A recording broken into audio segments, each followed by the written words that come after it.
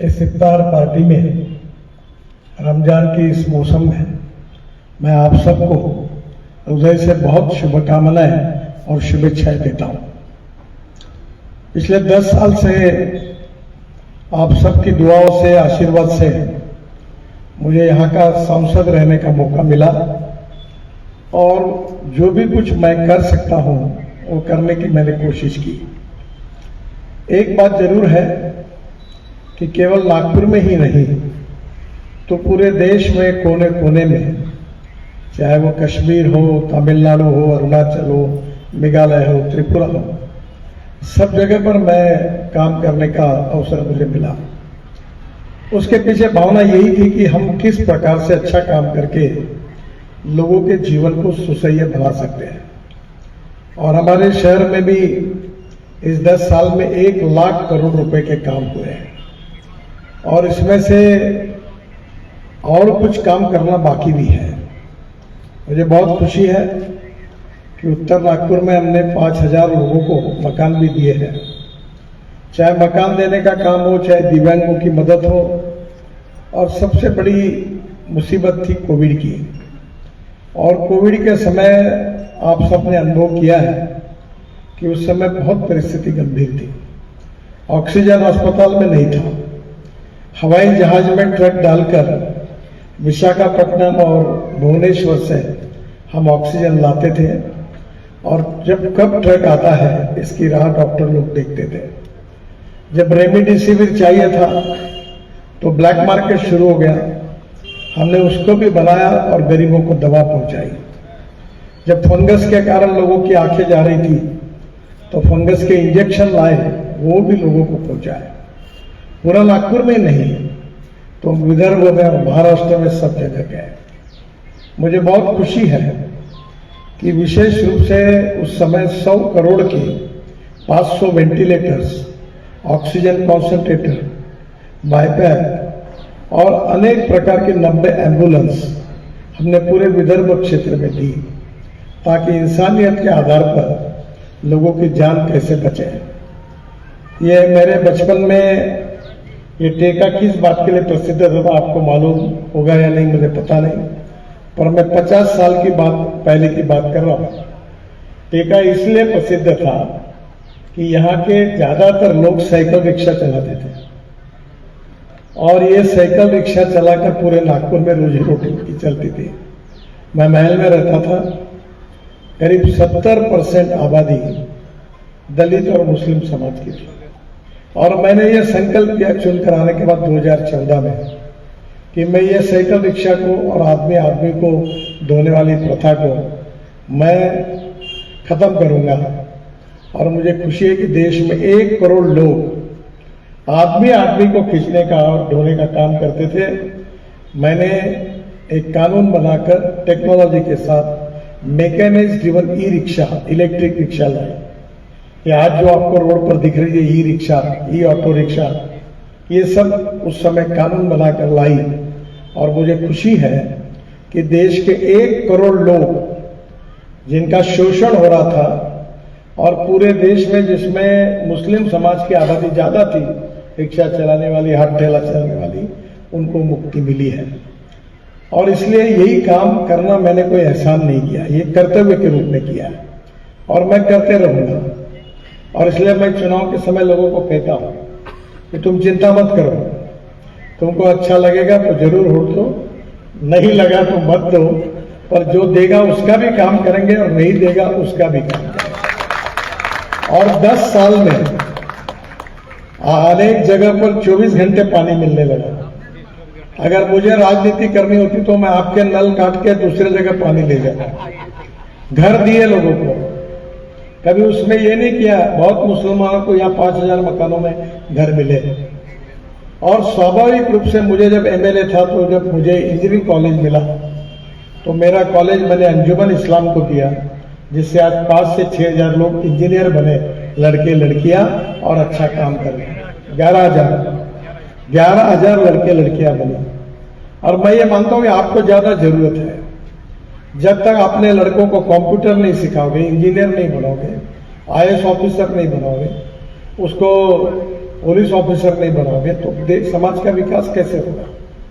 और इसलिए जरूर धर्म का पालन करो, एक बार नहीं 10 बार नमाज पढ़ो, पर जीवन में अगर पैसा कमाना है तो ज्ञान प्राप्त करना होगा। और ज्ञान जब तक नहीं होगा, innovation, entrepreneurship, science, technology, research, skill, ये अगर अपने बच्चे हासिल नहीं करेंगे तो समाज की आर्थिक प्रगति नहीं हो सकती। और इसलिए नहीं तो टर्नर, फिटर, वेल्डर, ड्राइवर और कंडक्टर और कबाड़ी का दुकान और पान ठेला, इसके सिवा कोई दुकान नहीं होगा तो समाज कहां से बढ़ने वाला। तो आज मुझे याद है ताजबाग में नरुल हसन करके अपने डीसीपी आए, मैं ताजबाग में गया तो अफू, गांजा, चरस सब चलता था, सट्टा चलता था। और हमारी माँ बहनें रात को 6:30 7 के बाद घर के बाहर निकलना मुश्किल था, डरते थे। मैंने कहा कि भाई गुनहगार गुनहगार होता है, उसको जात पंथ धर्म भाषा नहीं, धुलाई करो, चिंता मत करो, जो गलत काम करेगा उसकी पूरी धुलाई करो। ये अफू, गांजा, चरस, सट्टा सब यहां से हटना चाहिए, गुंडागर्दी। और हमारी माँ बहन रात को 10-12 बजे भी रास्ते से सुरक्षित रूप से घूमनी चाहिए। और आज ताजबाग बदल गया, मैंने कोई गुनहगार को छोड़ा नहीं।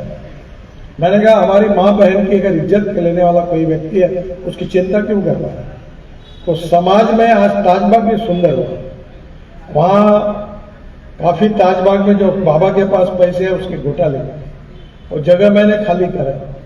और अब मैंने वहां पैरेखान को कहा कि 400 बेड का वर्ल्ड स्टैंडर्ड का हॉस्पिटल बनाओ बाबा ताजुद्दीन बाबा के नाम से और गरीबों की सेवा करो। वहां एक स्पोर्ट्स का स्टेडियम बनाने के लिए मैंने कहा कि हमारे बच्चे volleyball, basketball, cricket, kho kho, kabaddi, athletics खेले, उनका व्यक्तित्व बने।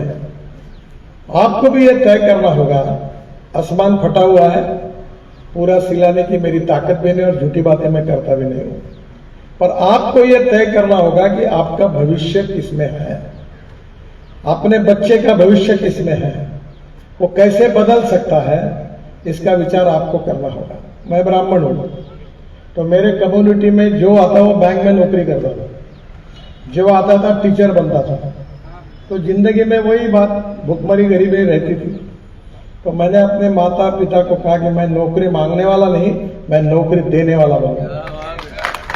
आज मैं राजनीति में हूं, मैं 50 लाख करोड़ के काम कर चुका हूं। एक आदमी आपको नहीं मिलेगा कि जो बोलेगा कि काम लेने के लिए गडकरी के साहब के पास पैसे देने पड़े। मैं डरता नहीं किसी को, पर आज मैं आर्थिक दृष्टि से 15,000 लोगों को मैंने रोजगार दिया, और ये 15,000 लोगों में मेरे जात के 1% भी लोग नहीं।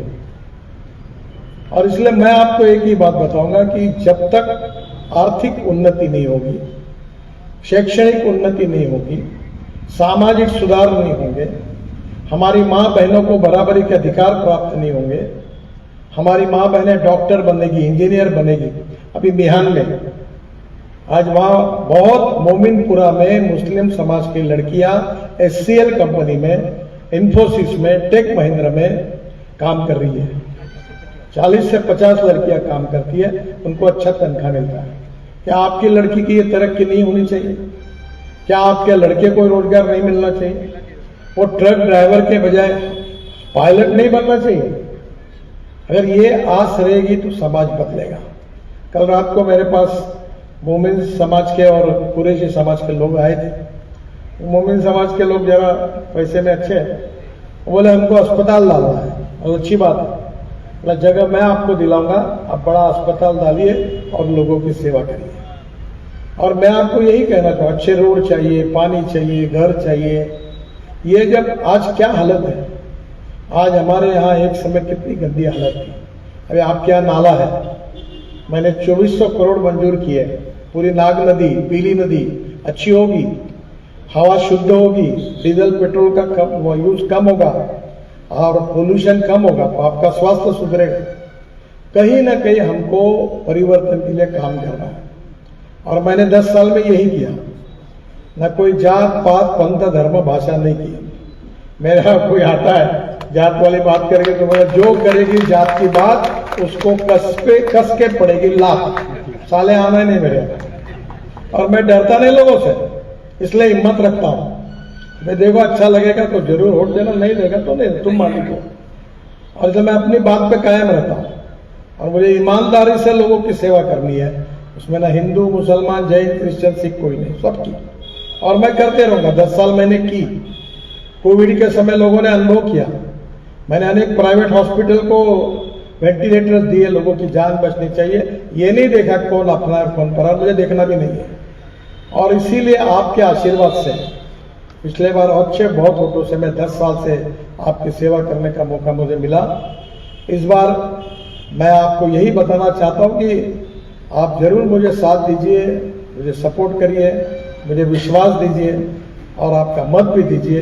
ये मांगने के लिए आया हूं। पर एक बात ये भी बता दूंगा कि चिंता मत करना, अगर आपने वोट दिया तो भी आपका काम करने वाला हूं, नहीं दिया तो भी करने वाला हूं। जरूर मेरे पास आप आइए, कोई इसकी चिंता नहीं, क्योंकि मत देना तुम्हारा अधिकार है, फंडामेंटल राइट है और इसके मालिक आप हो। तो फिर से एक बार मैं आपको आज इस दावत में बहुत बहुत शुभकामनाएं शुभेच्छाएं देता हूं। रमजान का पवित्र मौसम है। आप सबको बहुत बहुत अभिवादन करता हूं और अल्लाह आपको सबको तरक्की करे, प्रगति और विकास की ओर लेके जाए, गरीबी भूखमरी और बेरोजगारी से मुक्त करे और बहुत अच्छे स्थिति में आप लोग आए, यही दुआएं आपके लिए मांगता हूं। बहुत बहुत धन्यवाद। नमस्कार।